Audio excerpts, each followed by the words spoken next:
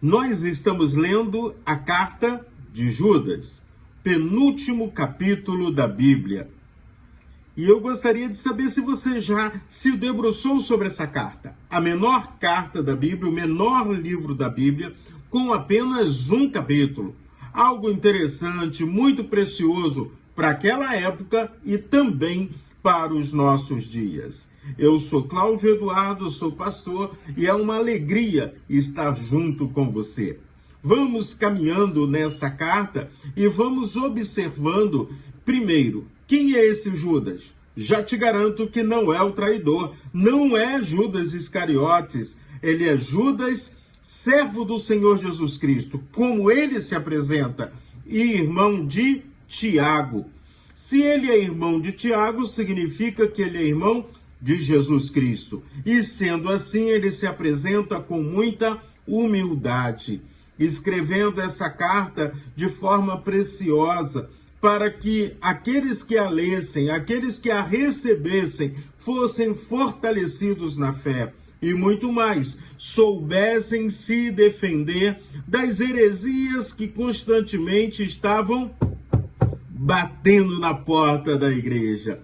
E aí ele começa, nos versículos 3 e 4, apresentando a sua motivação em escrever a carta. E ele diz assim: Amados, quando eu me empenhava para escrever-lhes a respeito da salvação que temos em comum, senti que era necessário corresponder-me com vocês para exortá-los a lutar pela fé que uma vez por todas foi entregue aos santos.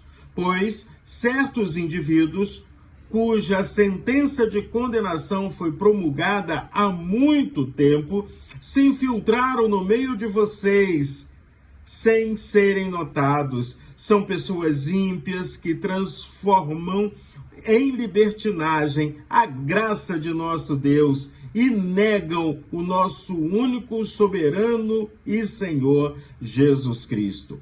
Então, cuidado. Ao invés de estar escrevendo sobre outro assunto, Judas chama a atenção daqueles crentes porque pessoas continuam se infiltrando dentro da igreja para distorcer a mensagem do Evangelho. E aí, quando eles começam a distorcer a mensagem do Evangelho, começam a trazer divisão, começam a criar problemas. Ainda nos versículos seguintes, ele começa a discorrer sobre a situação no deserto, ele fala sobre Balaão, ele fala sobre os problemas daqueles que, conhecendo a Deus, decidem desobedecê-lo. E as consequências disso, Deus é justo. No verso 16, ele vai dizer assim: esses tais murmuradores, pessoas descontentes que andam segundo as suas paixões, a sua boca vive falando grande arrogância, adulam os outros com motivos interesseiros. Então, cuidado com aqueles que começam a te adular. Cuidado com aqueles que dão dízimos altos na igreja e acham que por causa disso são melhores do que os outros e podem mandar nos outros ofertas vultosas. Não se trata disso. O ministério é do Senhor Jesus Cristo. O reino é de Deus e o Senhor da igreja é o Senhor Jesus. Todos nós somos iguais, estamos no mesmo patamar, não existe hierarquia no meio do povo de Deus. A Ele, somente a Ele, toda a honra e toda a glória.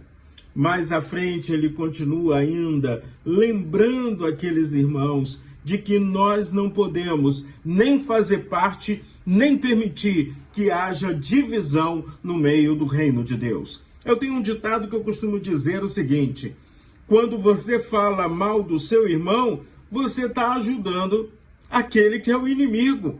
Já tem ele para fazer isso, então não vamos dar ibope para ele não. Vamos cuidar um dos outros, vamos tratar um dos outros e vamos viver experiências plenas e reais com Cristo Jesus o Senhor. Nos versos 17 a 19 ele diz assim: mas vocês, meus amados, lembrem-se das palavras anteriormente proferidas pelos apóstolos de nosso Senhor Jesus Cristo. Eles diziam a vocês: nos últimos tempos haverá zombadores, andando segundo suas ímpias paixões. São esses que promovem divisões, seguem os seus próprios instintos e não têm o Espírito. Não têm o Espírito de Deus e por isso estão ali atrapalhando o reino do Senhor.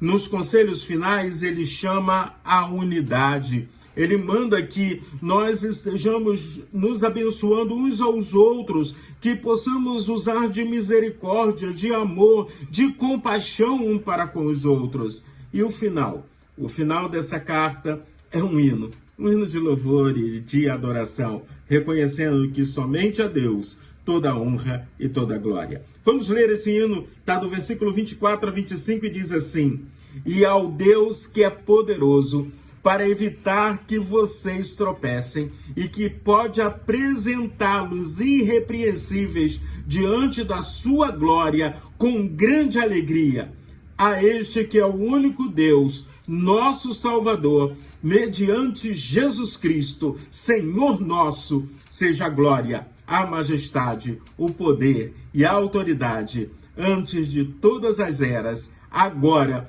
e por toda a eternidade. Amém. Deus abençoe ricamente a sua vida.